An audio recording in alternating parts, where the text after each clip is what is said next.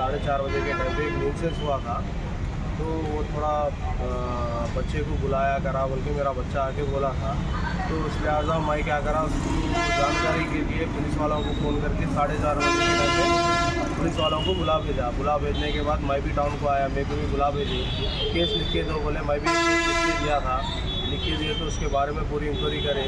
Minimum एक 4 घंटे तक पूरे उसके बारे में सी साहब सब मिलके उसकी इंक्वायरी करे। तो उनके आए वो तो कचरा चुनने वाला है, वो कचरा चुनता, उसको क्या करे, उसको पूरा न्यूसेंस कर दे रहे, तुम चोर है नहीं है बोल के उसके बारे में पूरा इंक्वायरी करे। कुछ चोर नहीं है, क्या भी नहीं है, उन गरीब आदमी है क्या कि कुछ कचरा वही उठा लेके जीने वाला है, उसके बारे में खाली न्यूसेंस कर रहे। इसलिए आपसे वो साहब को बात करके वो क्लियर होने के बाद मैं ही बोला साहब को छोड़ दो बोल के बोला। तो मेरे बात पे साहब क्या करें, ठीक है बोल के छोड़ दिया उसको। वो चोर नहीं है, कुछ भी नहीं है, गरीब आदमी है, रोड पे सोने वाला आदमी है, यहाँ वाला है, यहाँ का रहने वाला आदमी है वो।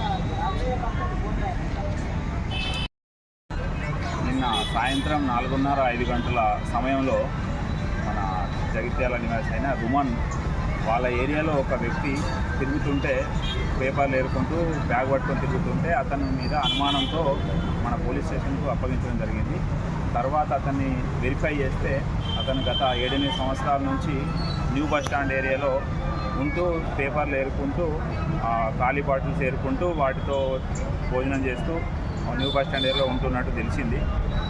తర్వాత అతన్ని రుమన్కు చెప్పి విషయం అంతా క్లియర్ అయిన తర్వాత పంపించడం జరిగింది. అతను ఎటువంటి కిడ్నాప్ చేసే వ్యక్తి కాదు.